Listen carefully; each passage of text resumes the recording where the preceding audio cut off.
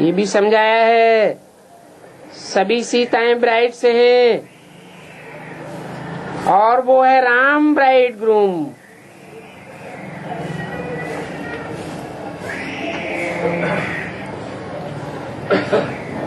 ये संबंध भी तब बनता है जब शरीर धारण करते हैं,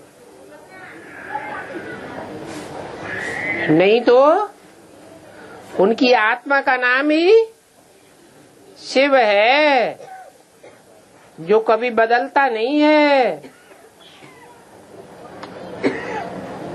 वो लोग फिर सभी को ब्राइड ग्रूम कह देते हैं।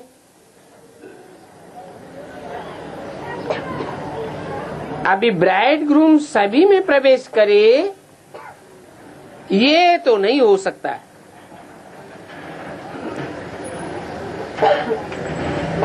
ये उल्टा ज्ञान बुद्धि में होने के कारण नीचे गिरते आए हैं,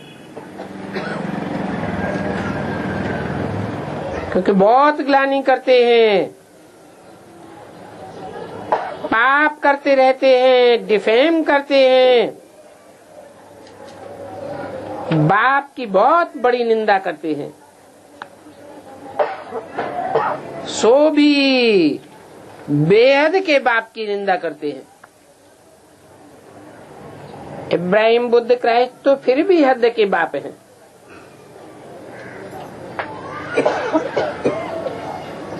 अब देखो,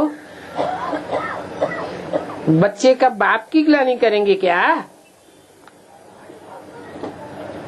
परंतु आजकल बिगड़ते हैं तो बाप को भी गालियां देने लग पड़ते हैं।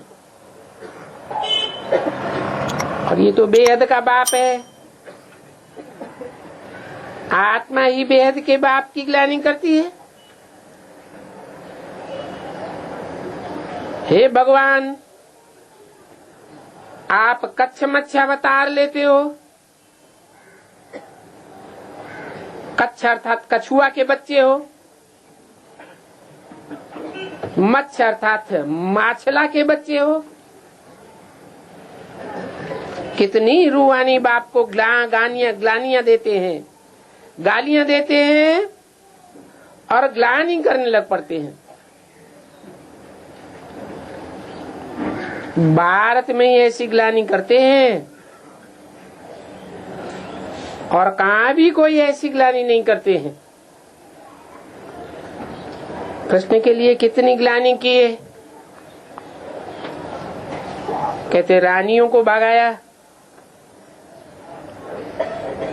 यह किया, मक्खन चुराते थे। अभी मक्खन आदि चुराने को उनको क्या दरकार पड़ी है? कितने तमो प्रधान बुद्धि बन पड़े हैं। बाप कहते हैं, मैं आकर के तुमको पावन बनाने की बहुत सहज युक्ति बताता हूँ। बाप ही पतित पावन है, वो सर्वशक्तिवान है, अथॉरिटी है। साधु संत आदि जो भी हैं, उनको शास्त्रों की अथॉरिटी कहा जाता है, परंतु देखो उनको अहंकार कितना रहता है। जो बैठ करके फिर शास्त्रवाद करते हैं, खास बनारस में जाकर के शास्त्रवाद करते हैं, संस्कृत में।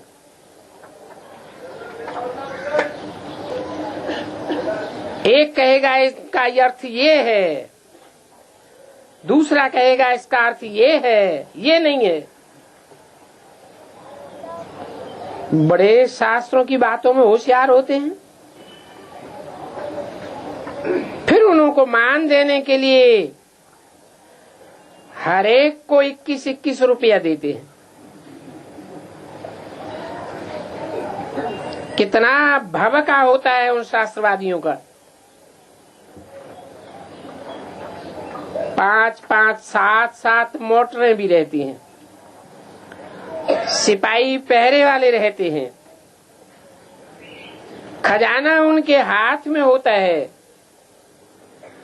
सारी पलटन साथ में निकलती है। अब यहाँ देखो शिवाचारी का तो कोई भव का नहीं, कोई पलटन आदि साथ में नहीं रहती है।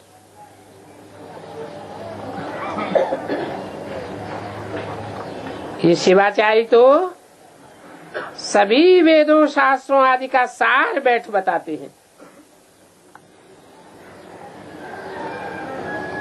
अगर शिव बाबा भव का दिखावे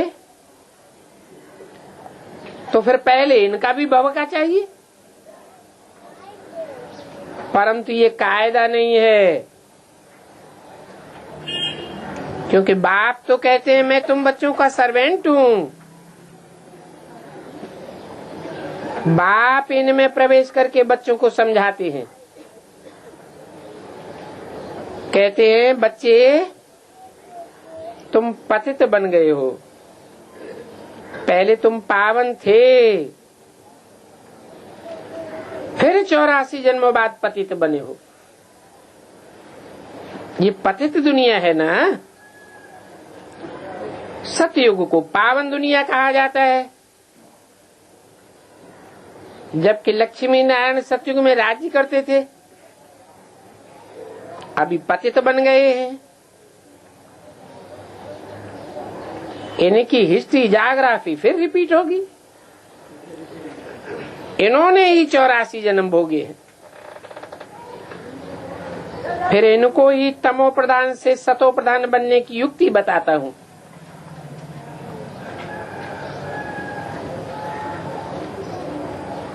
बाप ही सर्वशक्तिवान है, अथॉरिटी है।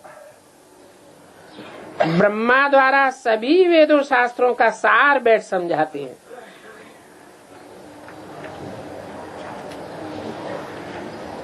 चित्रों में ब्रह्मा को शास्त्र दिखाए हैं, परंतु वास्तव में शास्त्रों की तो बात है ही नहीं। न बाबा के पास कोई शास्त्र है, न इनके पास है,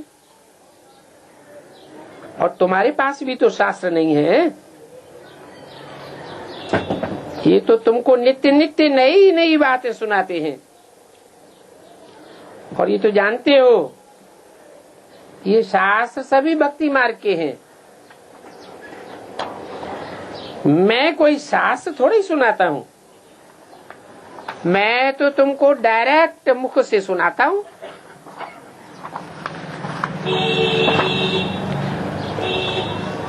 सुनाता हूँ और राजयोग सिखाता हूँ, जिसका फिर बाद में भक्ति मार्ग में गीता नाम पड़ता है। 1468 की वाणी का दूसरा पेज। मेरे पास व तुम्हारे पास कोई वो शास्त्रवादी गीता है क्या?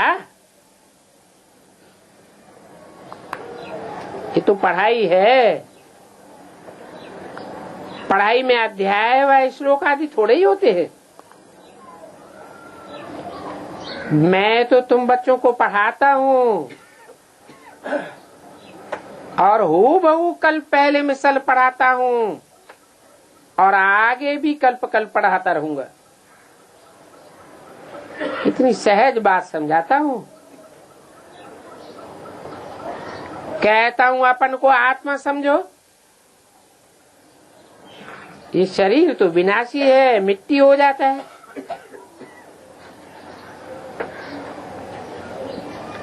इसलिए बाबा होलिका का मिसाल देते हैं। ये भी आत्मा विनाशी है, शरीर तो घड़ी घड़ी जलता रहता है। आत्मा एक शरीर छोड़ दूसरा लेती है। बाप कहते हैं मैं तो एक ही बार आता हूँ।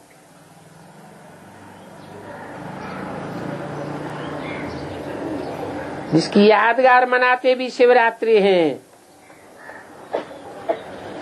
वास्तव में होना चाहिए शिव जयंती। परंतु जयंती कहने से जन्म हो जाता है, और जन्म तो माता के गर्भ से होता है।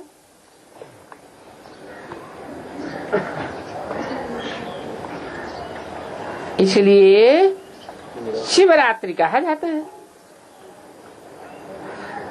शिव बाबा कहते हैं मैं रात्रि को ही आता हूं। पूछते हैं बाबा आपकी कौन सी रात्रि है?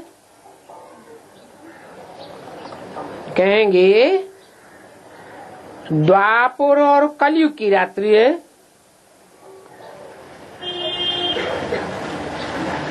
मेरे को ढूंढते रहते हैं रात्रि में, कितने दर दर धक्के खाते रहते हैं। अब मैं कोई दर दर ठिक्कर भित्तर तीर्थों में मंदिर मस्जिदों में थोड़ा ही बैठा हूं जो मुझे बाहर ढूंढते रहते हैं। कहते हैं सर्वव्यापी है, तो फिर तेरे में भी है, फिर धक्के क्यों खाते हो? एकदम जैसे जंगली बन जाते हैं। देवता से आसुरी संप्रदाय बन जाते हैं।